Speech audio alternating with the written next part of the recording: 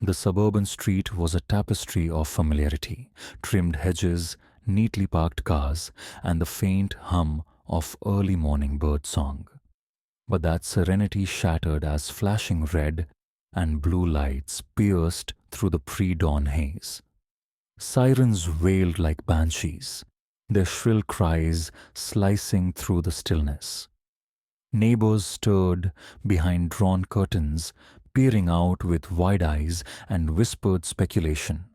"What do you think happened?" one woman murmured to her husband, clutching her robe tightly around herself. Her voice trembled with equal parts fear and morbid curiosity. "It's probably kids," he replied gruffly, though his furrowed brow betrayed unease. "Always causing trouble?" But this wasn't mischief gone awry. It was something darker, more sinister. At the center of the commotion stood a modest two-story home, its front door ajar, spilling yellow light onto the dewy grass.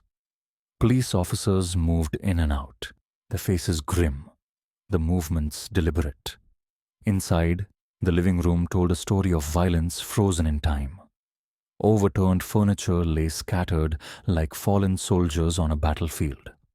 A coffee table had been reduced to splinters, shards of glass glinting ominously under the harsh overhead light. Bloodstains marred the beige carpet, smeared into chaotic patterns that spoke of struggle and desperation. At the heart of the chaos lay the lifeless body of a teenage boy. His limbs were splayed unnaturally, his face pale against the crimson stain spreading beneath him. It was impossible not to notice the stark contrast between his youthful features and the brutal finality etched across them. Detective Harris crouched beside the body, his jaw tightening as he surveyed the scene. He'd seen plenty of crime scenes before, but there was something uniquely unsettling about this one. A senseless act committed by those who should have known better. "Teenagers," he muttered under his breath, shaking his head. "What drives them to this?" Outside, four teenagers sat huddled together on the curb, their faces ghostly in the flickering police lights. They clung to each other, yet none dared speak. Their silence was deafening, a wall erected against prying questions and accusing stares. Emma, her arms wrapped tightly around herself, stared at the ground, her knuckles white from gripping her knees. Mia sat beside her, her usual bravado replaced by a hollow expression. Ryan leaned forward, elbows on his knees, while Sarah fidgeted nervously with the hem of her sweater. An officer approached, notebook in hand. "Can anyone tell me what happened here?"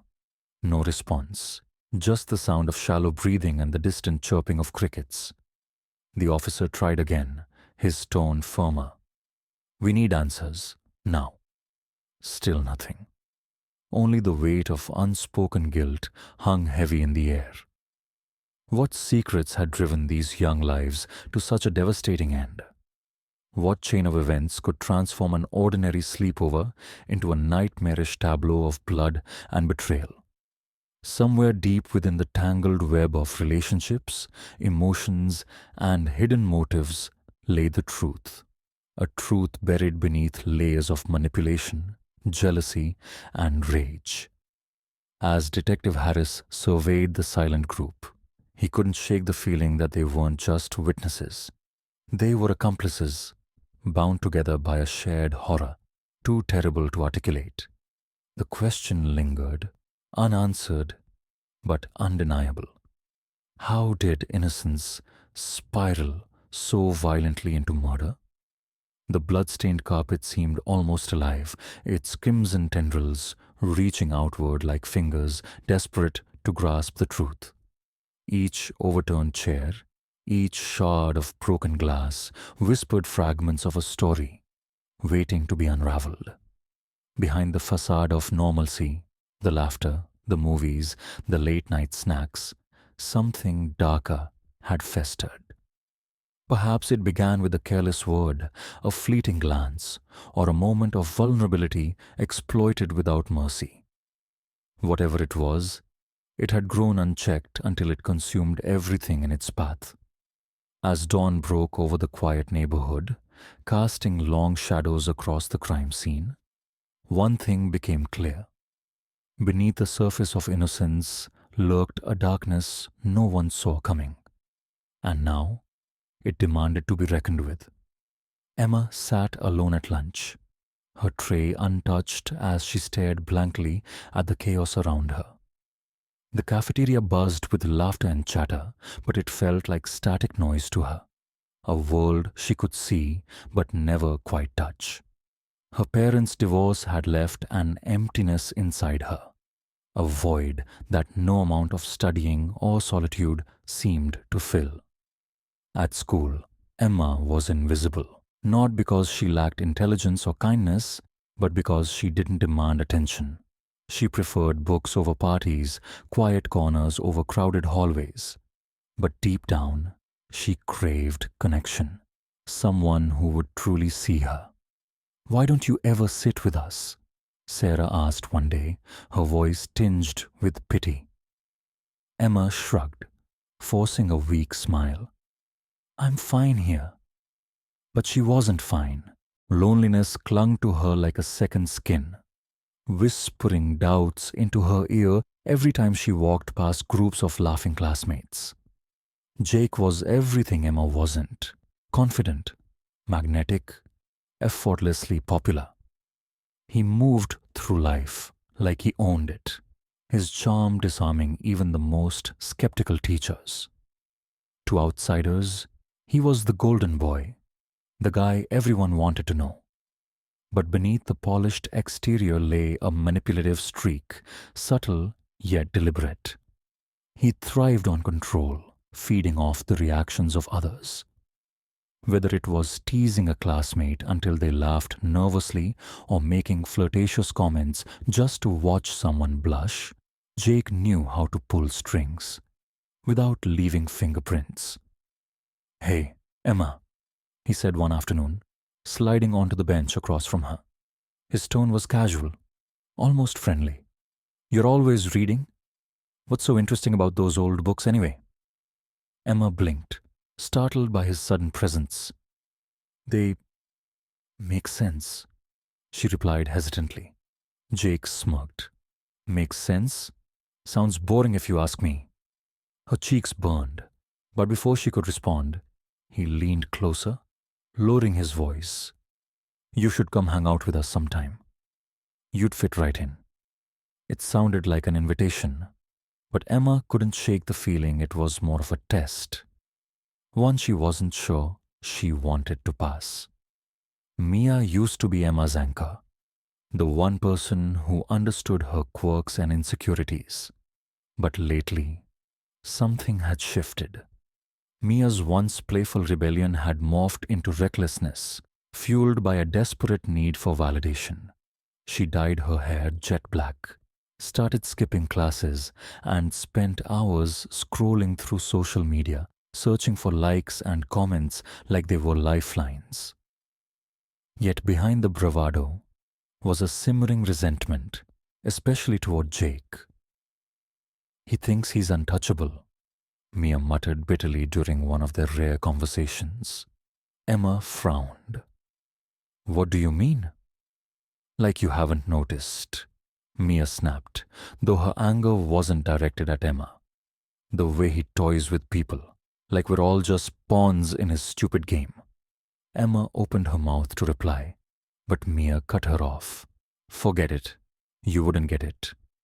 The comment stung, not because it was cruel, but because there was truth in it. Their friendship had always been complicated, a delicate balance of loyalty and rivalry. Lately, however, cracks were forming. "You spend too much time with him," Mia accused one evening, glaring at Emma. "Who? Jake?" Emma asked, taken aback. "Yes, Jake," Mia exploded. "Do you even realize how fake he is? Or are you too busy falling for his crap?" "I'm not." Emma began, but Mia stormed off before she could finish. Later that night, Emma replayed the argument in her mind. Was Mia jealous? Or was there something else beneath her anger? Whatever it was, it made Emma uneasy. Sarah idolized Jake, hanging on his every word like it held some secret wisdom. Ryan, on the other hand, kept his distance, observing silently while shifting allegiances based on whoever held power. Together, they formed a volatile mix, each playing a role in the unraveling drama. Flashbacks revealed moments when Jake's manipulation became impossible to ignore. Once, he cornered Emma after class, brushing a strand of hair from her face. "You're different, you know that?" he said softly. Emma froze, unsure whether to feel flattered or uncomfortable. Meanwhile, he mocked Mia behind her back, calling her dramatic and attention-seeking. When Mia found out, she confronted him angrily, only for Jake to laugh it off. "She's obsessed with me," he told Ryan later, smirking. Pathetic, isn't it? Each jab, each flirtation planted seeds of mistrust between Emma and Mia. Jake's games weren't just harmless fun. They were calculated moves designed to divide and conquer. Emma caught herself wondering if Mia was right about him. Did he really care? Or was she just another pawn? As tensions mounted, small acts of defiance hinted at darker days ahead. A sarcastic remark here, a heated argument there. It was clear the fragile peace wouldn't last. One night, as Emma lay awake, staring at the ceiling, she realized something terrifying. The line between friends and enemies was thinner than she'd ever imagined, and crossing it might cost them all more than they bargained for. The evening began innocently enough. A group of friends gathered for what seemed like a harmless movie night. Laughter filled the air as they settled onto couches, snacks spread across the coffee table. But beneath the surface, cracks were already forming. Mia tossed out a sarcastic comment about Jake being late, her tone sharper than usual. Figures he'd show up fashionably late to his own party. Jake smirked as he walked in, unfazed. "Relax, Mia. I'm here now. Let's not ruin the vibe." Emma glanced at him briefly before looking away, her fingers nervously twisting the hem of her sweater. That fleeting look said more than words ever could. Unease, guilt, maybe even regret. These small moments hinted at deeper tensions simmering just below the surface, waiting for the right spark to ignite them. As the hours passed, bottles of soda gave way to something stronger. Someone produced a flask, and soon glasses were clinking together in reckless celebration. The alcohol lowered defenses, turning light-hearted banter into raw, unfiltered emotion. "Remember that time we all got detention?" Ryan laughed, leaning back against the armrest. "Oh, shut up," Sarah giggled, but her eyes darted toward Jake, seeking approval. The mood shifted subtly, conversations growing heavier, more personal. Old wounds resurfaced, and unresolved grievances bubbled closer to the surface. It was only a matter of time before someone said too much, or did something irreversible. "You think you're so clever, don't you?" Mia snapped suddenly, her voice cutting through the room like a knife. Everyone froze, startled by the venom in her tone. "What are you talking about?" Jake asked, feigning innocence, though his smirk betrayed him. "I saw those posts online," Mia spat. "The ones where you made me look like some desperate loser? Was it fun? Making everyone laugh at my expense?" Jake shrugged, dismissing her anger with infuriating nonchalance. "Come on, Mia, don't be dramatic. Everyone knows you love attention." His casual dismissal ignited a fire in Mia's eyes, her fists clenched tightly at her sides. Emma watched silently, torn between loyalty to her friend and fear of Jake's retaliation if she intervened. Emma wanted to say something, to defend Mia or at least diffuse the tension, but the words stuck in her throat. She hated this feeling, this paralysis that came whenever Jake turned his charm into cruelty. "Why don't you say something, Emma?" Mia demanded, her gaze snapping to her friend. "Or are you scared of him too?" "No," Emma stammered, though her voice lacked conviction. I don't want things to get worse." Jake chuckled darkly, leaning forward. "See? Even Emma knows better than to pick fights she can't win." His words hit their mark, slicing through Emma's fragile confidence. She looked down, ashamed of her silence, but also angry. Angry at Jake for always knowing exactly how to push her buttons. Sensing Emma's discomfort, Jake pressed harder, enjoying the power he held over her. "You know, Em, sometimes I wonder why you hang out with us. You're too good for this crowd." His tone was teasing, but the underlying insult cut deep. Memories of past humiliations flooded back, the whispered jokes behind her back, the times she'd been excluded because she didn't fit in. "Stop," Emma muttered, her voice barely audible. "What's wrong?" Jake taunted, leaning closer. "Can't handle the truth?" Something inside Emma snapped. For once, she didn't shrink under his gaze. Instead, she glared at him, her hands trembling with suppressed rage. Seizing the moment, Mia leaned in, her voice low but urgent. "We need to teach him a lesson," she whispered to Emma. "A lesson?" Emma repeated, hesitant. "Yeah, something to knock him off his high horse." Mia's eyes gleamed with determination. "Just a little prank, nothing serious." At first, Emma resisted, uneasy about crossing any lines. But the idea took root, fed by frustration and lingering resentment. What started as a harmless suggestion quickly spiraled into something darker, fueled by alcohol and unchecked emotions. The group began testing boundaries, each act bolder than the last. First, they hid Jake's phone, laughing nervously when he couldn't find it. Then, they locked him out of the house, leaving him pounding on the door while they snickered inside. "This is ridiculous," Sarah said, her laughter tinged with unease. "It's just a joke," Mia shot back, though there was an edge to her voice.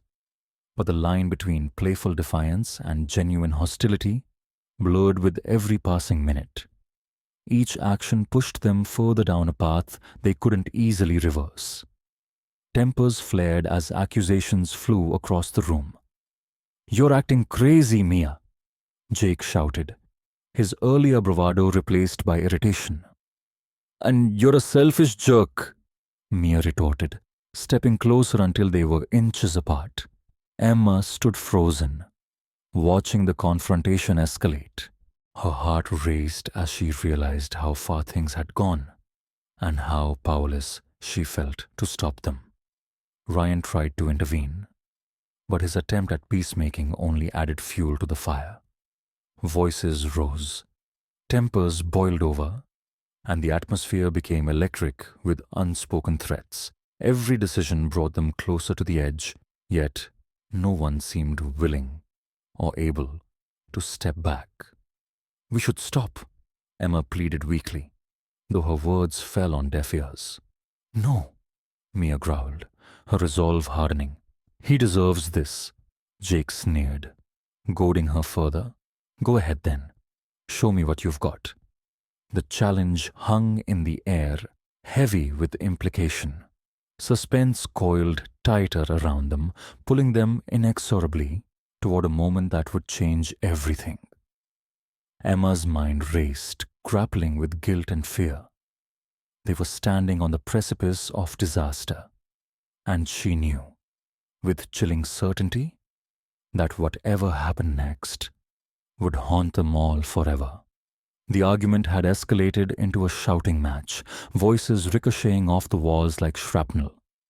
Jake's face was flushed with anger, his usual charm replaced by raw aggression.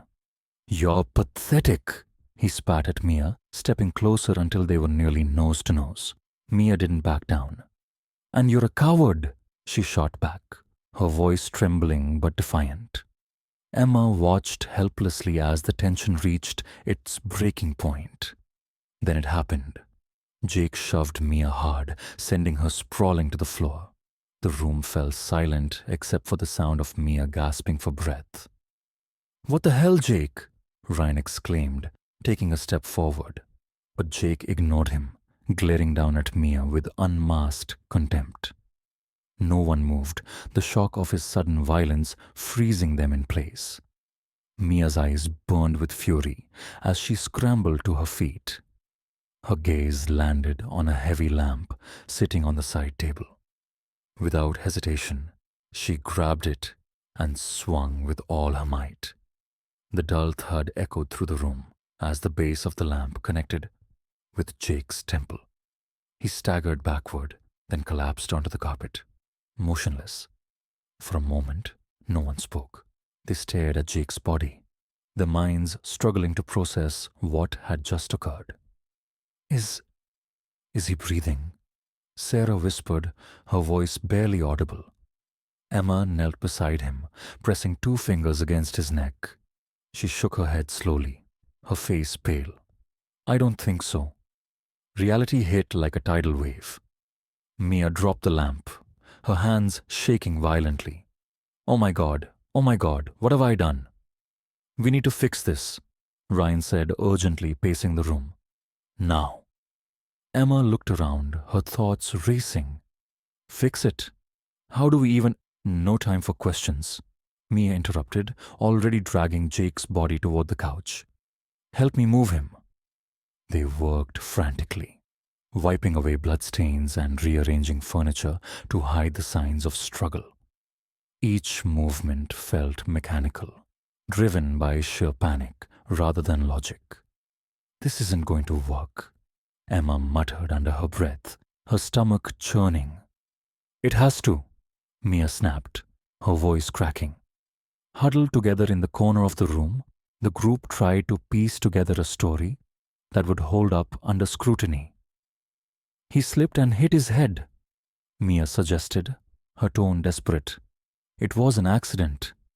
"And who saw it happen?" Ryan challenged, crossing his arms. "All of us," Mia insisted. "We stick together, no matter what." Emma hesitated, glancing at Jake's lifeless form. What if someone finds out? What if they check the security cameras or something? "There are no cameras here," Mia replied sharply. "Just keep your story straight and we'll be fine." But her confidence wavered with every passing second, the cracks in their fragile alliance beginning to show. As the others continued cleaning up, Emma lingered near the doorway, her mind consumed by guilt. She couldn't shake the image of Jake lying there, unmoving. "We shouldn't have done this," she murmured, more to herself than anyone else. "Done what?" Mia demanded, spinning around. "He attacked me first. Are you seriously blaming me for defending myself?" "I'm not saying that," Emma stammered.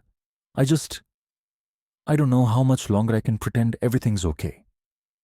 "Well, you better figure it out," Mia snapped, her patience wearing thin. "Because if you crack now, we're all screwed."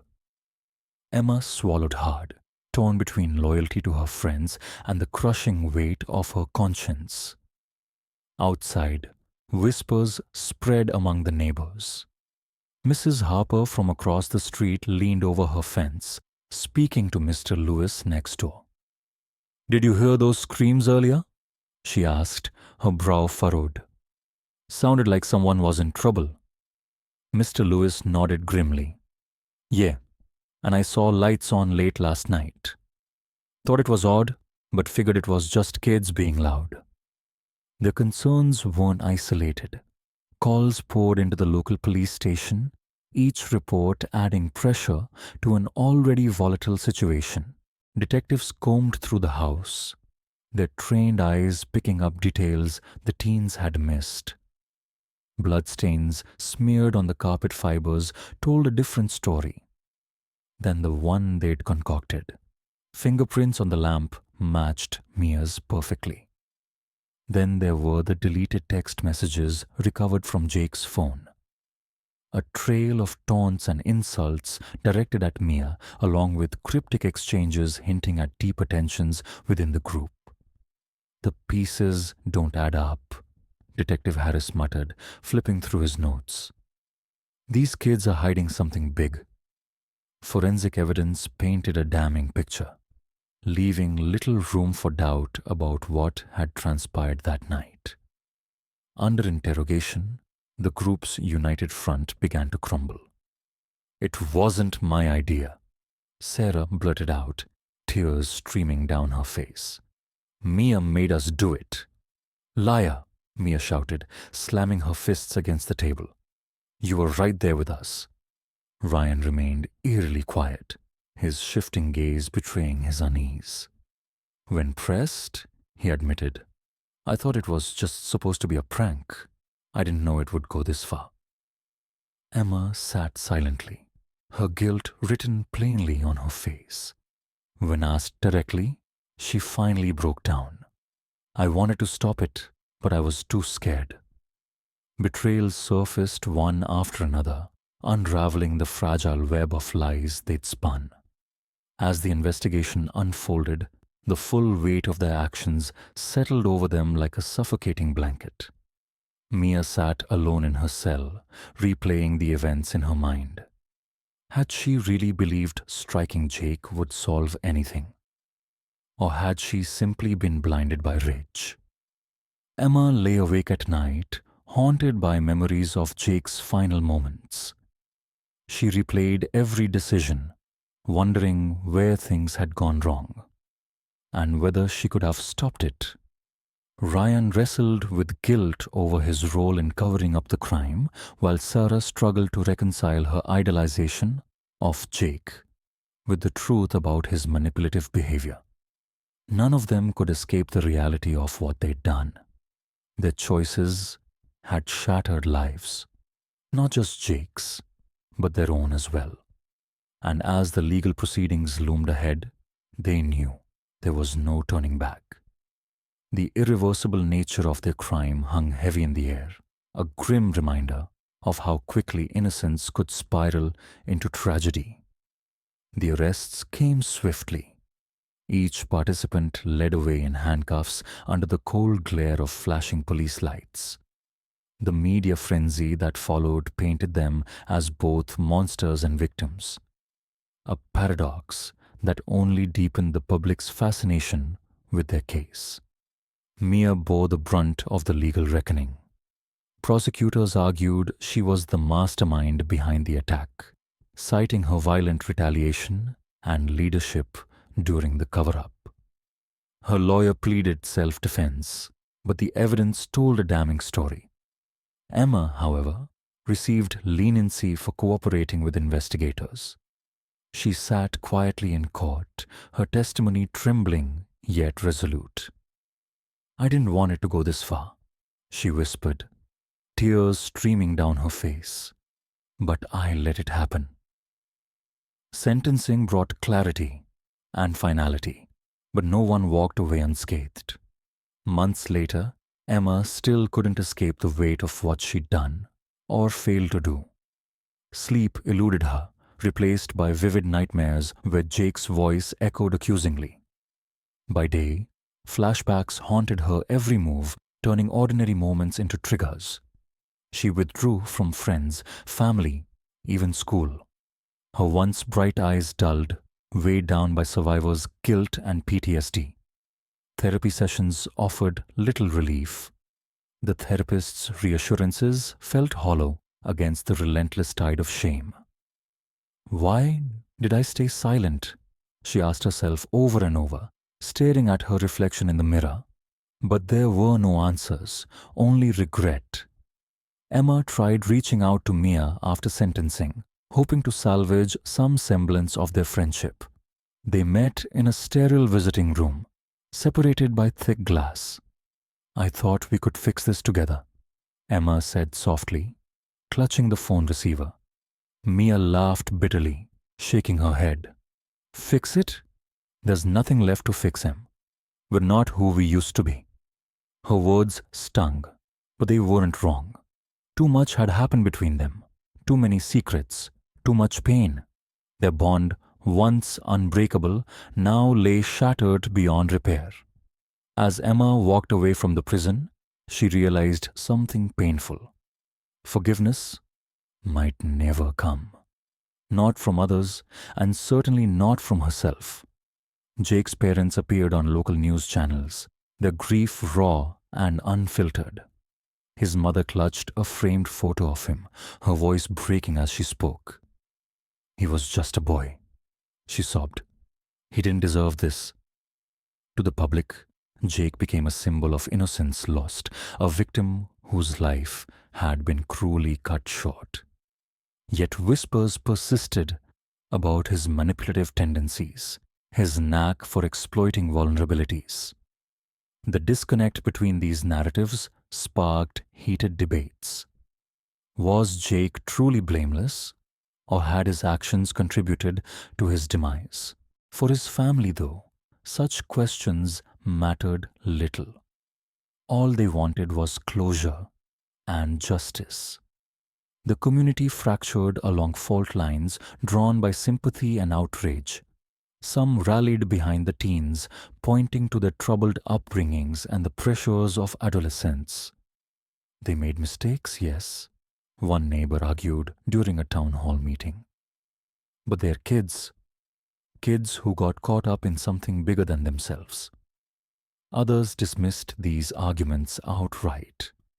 "A mistake doesn't justify murder," countered another resident. Jake deserved better than what he got. Social divides widened, pitting neighbor against neighbor. Conversations turned tense, friendships strained under the weight of differing opinions. Online, the drama reached fever pitch.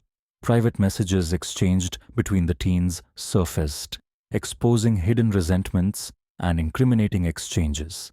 Hashtags like "Number Justice for Jake" and "Number Teen Tragedy" trended nationwide, fueling endless speculation.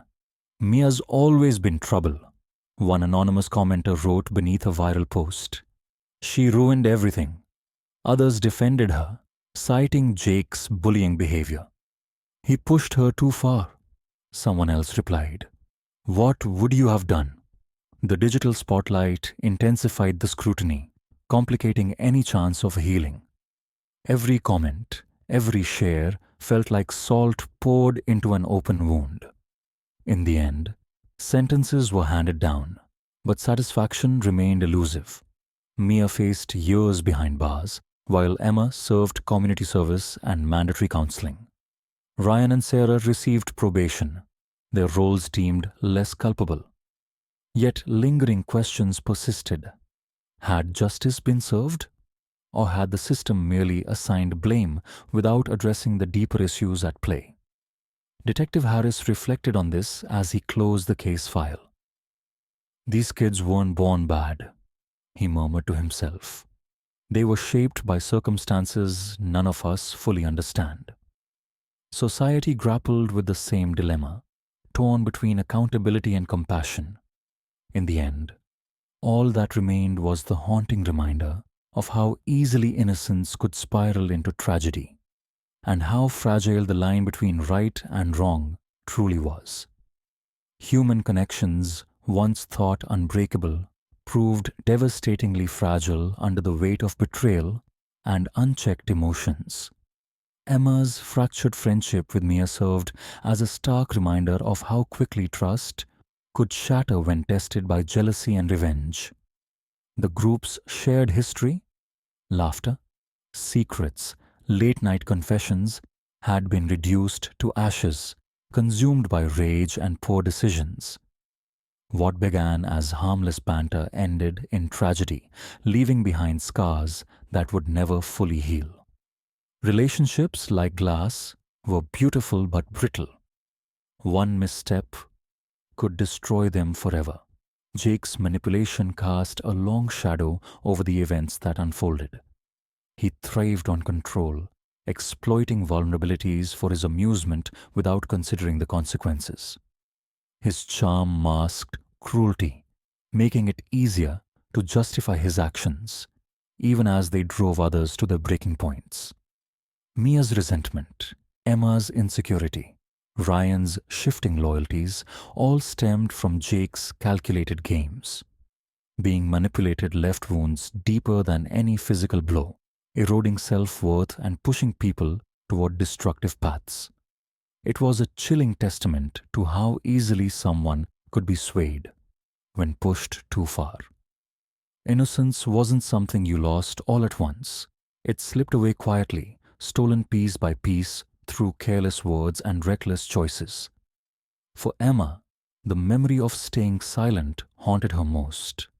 A single decision, to act or not to act, had altered the course of multiple lives. Small moments carried immense weight. A sarcastic comment, a shove, a retaliatory strike.